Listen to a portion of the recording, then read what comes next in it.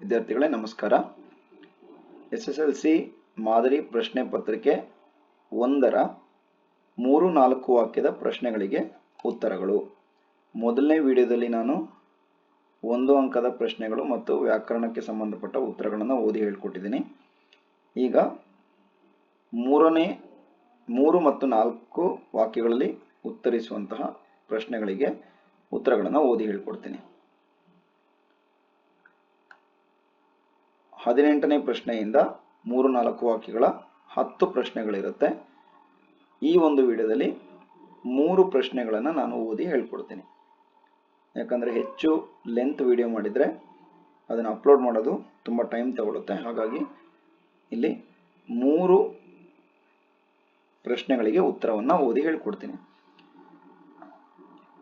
ಮಾದರಿ ಪ್ರಶ್ನೆ ಪತ್ರಿಕೆ 1ರ 3-4 ವಾಕ್ಯಗಳ ಪ್ರಶ್ನೆಗಳ ಉತ್ತರಗಳು. 1ನೇ ಪ್ರಶ್ನೆ, ವ್ಯಾವಹಾರಿಕ ಮತ್ತು ಗ್ರಾಂಥಿಕ ಭಾಷೆಯ ಲಕ್ಷಣಗಳಾವುವು? ಉತ್ತರ, ವ್ಯಾವಹಾರಿಕವೆಂದರೆ ಜೀವದ್ಭಾಷೆ.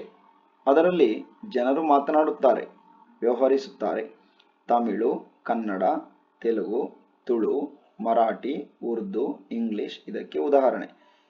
ಎಲ್ಲ ವ್ಯಾವಹಾರಿಕ ಭಾಷೆಗಳು ಗ್ರಾಂಥಿಕವಾಗಬೇಕಿಲ್ಲ. ತುಳು ಒಂದು ಸುಂದರ ವ್ಯಾವಹಾರಿಕ ಭಾಷೆ, ಆದರೆ ಅದು ಗ್ರಾಂಥಿಕ ಭಾಷೆಯಾಗಿಲ್ಲ.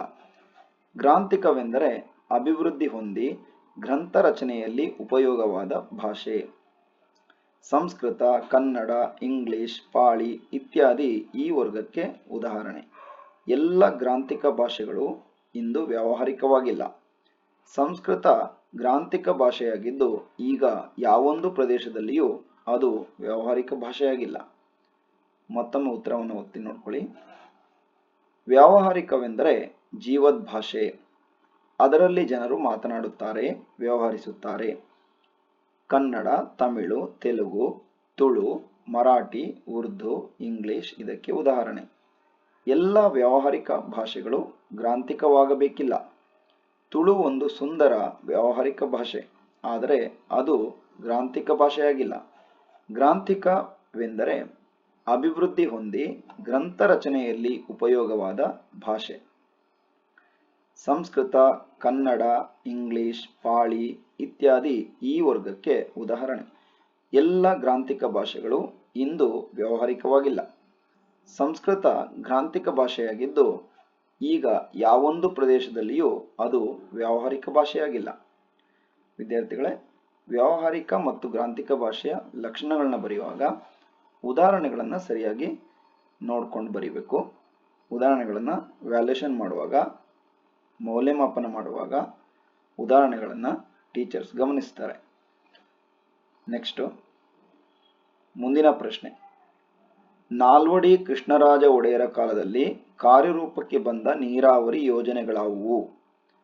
ಉತ್ತರ, ನಾಲ್ವಡಿ ಕೃಷ್ಣರಾಜ ಒಡೆಯರ ಕಾಲದಲ್ಲಿ ಅಂದರೆ ಕ್ರಿಸ್ತಶಕ 1900ರಲ್ಲಿ ಶಿವನ ಸಮುದ್ರದ ಬಳಿಯ ಕಾವೇರಿ ನದಿಯಿಂದ ಜಲವಿದ್ಯುತ್ ಉತ್ಪಾದನಾ ಕೇಂದ್ರವನ್ನು ಪ್ರಾರಂಭವಾಯಿತು. ಸ್ವಲ್ಪ ಯಾಕೋ ವಾಕ್ಯ ಸರಿಯಾಗಿ ಬರಲಿಲ್ಲ, ಇನ್ನೊಂದ್ಸಲ ಓದ್ತೀನಿ. ನಾಲ್ವಡಿ ಕೃಷ್ಣರಾಜ ಒಡೆಯರ ಕಾಲದಲ್ಲಿ ಅಂದರೆ ಕ್ರಿಸ್ತಶಕ 1900ರಲ್ಲಿ ಶಿವನ ಸಮುದ್ರದ ಬಳಿಯ ಕಾವೇರಿ ನದಿಯಿಂದ ಜಲವಿದ್ಯುತ್ ಉತ್ಪಾದನಾ ಕೇಂದ್ರ ಪ್ರಾರಂಭವಾಯಿತು. ಸರಿಯಾಗಿದೆ. ಇದು ಭಾರತ ಮಾತ್ರವಲ್ಲ, ಏಷ್ಯಾ ಖಂಡದಲ್ಲಿಯೇ ಮೊದಲ ಜಲವಿದ್ಯುತ್ ಯೋಜನೆಯಾಗಿದೆ. ಕ್ರಿಸ್ತಶಕ 1907ರಲ್ಲಿ ಮಾರಿ ಕಣಿವೆಯಲ್ಲಿ ವಾಣಿವಿಲಾಸ ಸಾಗರ ಅಣೆಕಟ್ಟನ್ನು ಕಟ್ಟಲಾಯಿತು.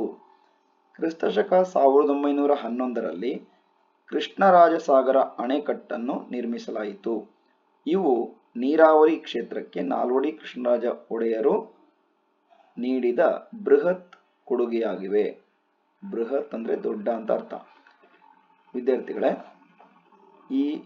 ಈ ಒಂದು ಪ್ರಶ್ನೆಗೆ ನಾಲ್ವಡಿ ಕೃಷ್ಣರಾಜ ಒಡೆಯರ ಕಾಲದಲ್ಲಿ ಜಾರಿಗೆ ಬಂದಂತಹ ನೀರಾವರಿ ಯೋಜನೆಯ ಪ್ರಶ್ನೆಗೆ 3 ವಿಷಯಗಳನ್ನು ಪಠ್ಯಪುಸ್ತಕದಲ್ಲಿ ನೀಡಿದ್ದಾರೆ.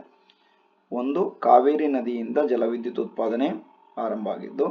ಇನ್ನೊಂದು, ಮಾರಿ ಕಣಿವೆಯಲ್ಲಿ ಆರಂಭ ಆಗಿದ್ದು. ಇನ್ನೊಂದು, ಕಾವೇರಿ ನದಿಯಲ್ಲಿ ಕೃಷ್ಣರಾಜಸಾಗರ ಅಣೆಕಟ್ಟನ್ನು ನಿರ್ಮಾಣ ಮಾಡಲಾಗಿದೆ. ಈ 3 ವಿಷಯವನ್ನು ಬರೀಬೇಕು. ಮತ್ತೊಮ್ಮೆ ಉತ್ತರ ಓದ್ತೀನಿ ನೋಡ್ಕೊಳ್ಳಿ. ನಾಲ್ವಡಿ ಕೃಷ್ಣರಾಜ ಒಡೆಯರ ಕಾಲದಲ್ಲಿ ಅಂದರೆ ಕ್ರಿಸ್ತಶಕ 1900ರಲ್ಲಿ ಶಿವನ ಸಮುದ್ರದ ಬಳಿಯ ಕಾವೇರಿ ನದಿಯಿಂದ ಜಲವಿದ್ಯುತ್ ಉತ್ಪಾದನಾ ಕೇಂದ್ರ ಪ್ರಾರಂಭವಾಯಿತು. ಇದು ಭಾರತ ಮಾತ್ರವಲ್ಲ, ಏಷ್ಯಾ ಖಂಡದಲ್ಲಿಯೇ ಮೊದಲ ಜಲವಿದ್ಯುತ್ ಯೋಜನೆಯಾಗಿದೆ. ಕ್ರಿಸ್ತಶಕ 1907ರಲ್ಲಿ ಮಾರಿ ಕಣಿವೆಯಲ್ಲಿ ವಾಣಿ ವಿಲಾಸ ಸಾಗರ ಅಣೆಕಟ್ಟನ್ನು ಕಟ್ಟಲಾಯಿತು. ಕ್ರಿಸ್ತಶಕ 1911ರಲ್ಲಿ ಕೃಷ್ಣರಾಜಸಾಗರ ಅಣೆಕಟ್ಟನ್ನು ನಿರ್ಮಿಸಲಾಯಿತು. ಓಕೆ, ಇಲ್ಲಿ ಆಣೆಕಟ್ಟು ಅಂತಿದೆ, ನಾನು ತಪ್ಪಾಗಿ ಓದಿದ್ದೀನಿ. ಕೃಷ್ಣರಾಜಸಾಗರ ಅಣೆಕಟ್ಟನ್ನು ನಿರ್ಮಿಸಲಾಯಿತು. ಇವು ನೀರಾವರಿ ಕ್ಷೇತ್ರಕ್ಕೆ ನಾಲ್ವಡಿ ಕೃಷ್ಣರಾಜ ಒಡೆಯರು ನೀಡಿದ ಬೃಹತ್ ಕೊಡುಗೆಯಾಗಿದೆ. ವಿದ್ಯಾರ್ಥಿಗಳೇ, ಮುಂದಿನ ಪ್ರಶ್ನೆ, ಲಂಡನ್ನಿನ ಹೆಣ್ಣು ಮಕ್ಕಳು ಯಾವ ಯಾವ ಕೆಲಸದಲ್ಲಿ ನಿಯುಕ್ತರಾಗಿರುತ್ತಾರೆ? ಉತ್ತರ: ಲಂಡನ್ನಿನ ಎಲ್ಲ ಅಂಗಡಿಗಳಲ್ಲಿ ಸಾಮಾನ್ಯವಾಗಿ ಸ್ತ್ರೀಯರೇ ಕೆಲಸ ಮಾಡುತ್ತಾರೆ. ಉಪಹಾರ ಗೃಹಗಳಲ್ಲಿ ಮತ್ತು ಯಾವುದಾದರೂ ದೊಡ್ಡ ಅಂಗಡಿಗೆ ಹೋದರೆ ಅಲ್ಲಿಯ ಟೈಪಿಸ್ಟ್ ಕಾರಕೂನ ಕೂಡ ಒಬ್ಬ ಹೆಣ್ಣು ಮಗಳು. ಸಿನಿಮಾ ಗೃಹದಲ್ಲಿ ನಮ್ಮ ಜಾಗವನ್ನು ಹುಡುಕಿಕೊಡುವ ಕಾರ್ಯನಿರ್ವಹಿಸುವವರು ಹೆಣ್ಣು ಮಕ್ಕಳು. ಕಾಲೇಜಿನಲ್ಲಿ ಸಹ ವಿದ್ಯಾರ್ಥಿನಿಯರ ಅನುಕೂಲಕ್ಕಾಗಿ ಸಿಪಾಯಿಣಿಯರನ್ನು ಇಟ್ಟಿದ್ದಾರೆ. ವಿದ್ಯಾರ್ಥಿಗಳೇ, ಪಠ್ಯಪುಸ್ತಕದಲ್ಲಿ ನಮ್ಮ ಕಾಲೇಜಿನಲ್ಲಿ ಇಂತಿದೆ, ಅಂದರೆ ಲೇಖಕರು ಅವರ ಕಾಲೇಜಿನಲ್ಲಿ ಈ ವಿಷಯವನ್ನು ಹೇಳಿದ್ದಾರೆ, ಸಿಪಾಯಿಣಿಯರನ್ನು ಇಟ್ಟಿದ್ದಾರೆ ಅಂತೇಳಿ. ಇಲ್ಲಿ ಆ ಒಂದು ಪದ ಬಿಟ್ಟೋಗಿದೆ, ಯಾಕಂದರೆ ಇದು ಲಂಡನ್ನಿಗೆ ಸಂಬಂಧಪಟ್ಟಾಗೇನೆ ಇರಲಿ ಅಂತ ಇಲ್ಲಿ ವಾಕ್ಯವನ್ನು ಬಿಟ್ಟಿರ್ಬೋದು. ನೀವು ಪಠ್ಯಪುಸ್ತಕವನ್ನು ಕೂಡ ನೋಡ್ಕೊಂಡು ಸರಿಯಾಗಿ ಕಲ್ತ್ಕೊಳ್ಳಿ, ಇಲ್ಲಾಂದರೆ ಇಲ್ಲಿರೋ ವಾಕ್ಯವನ್ನು ಬರೀರಿ, ಏನು ತಪ್ಪಾಗಲ್ಲ, ಉತ್ತರ ಮಾರ್ಕ್ಸ್ ಏನು ಕಟ್ ಮಾಡಲ್ಲ. ಓಕೆ, ಮತ್ತೊಮ್ಮೆ ಓದ್ತೀನಿ. ಲಂಡನ್ನಿನ ಎಲ್ಲ ಅಂಗಡಿಗಳಲ್ಲಿ ಸಾಮಾನ್ಯವಾಗಿ ಸ್ತ್ರೀಯರೇ ಕೆಲಸ ಮಾಡುತ್ತಾರೆ. ಉಪಹಾರ ಗೃಹಗಳಲ್ಲಿ ಮತ್ತು ಯಾವುದಾದರೂ ದೊಡ್ಡ ಅಂಗಡಿಗೆ ಹೋದರೆ ಅಲ್ಲಿಯ ಟೈಪಿಸ್ಟ್ ಕಾರಕೂನ ಕೂಡ ಒಬ್ಬ ಹೆಣ್ಣು ಮಗಳು. ಸಿನಿಮಾ ಗೃಹದಲ್ಲಿ ನಮ್ಮ ಜಾಗವನ್ನು ಹುಡುಕಿಕೊಡುವ ಕಾರ್ಯನಿರ್ವಹಿಸುವವರು ಹೆಣ್ಣು ಮಕ್ಕಳು. ಕಾಲೇಜಿನಲ್ಲಿ ಸಹ ವಿದ್ಯಾರ್ಥಿನಿಯರ ಅನುಕೂಲಕ್ಕಾಗಿ ಸಿಪಾಯಿಣಿಯರನ್ನು ಇಟ್ಟಿದ್ದಾರೆ. ವಿದ್ಯಾರ್ಥಿಗಳೇ, ಈ 3 ಪ್ರಶ್ನೆಗಳನ್ನು ಈ ವಿಡಿಯೋದಲ್ಲಿ ನಾನು ಓದಿ ಹೇಳ್ಕೊಟ್ಟಿದ್ದೀನಿ. ಮುಂದಿನ ವಿಡಿಯೋದಲ್ಲಿ ಮುಂದಿನ ಪ್ರಶ್ನೆಗಳು ಮತ್ತು ಉತ್ತರಗಳು ಇರುತ್ತೆ.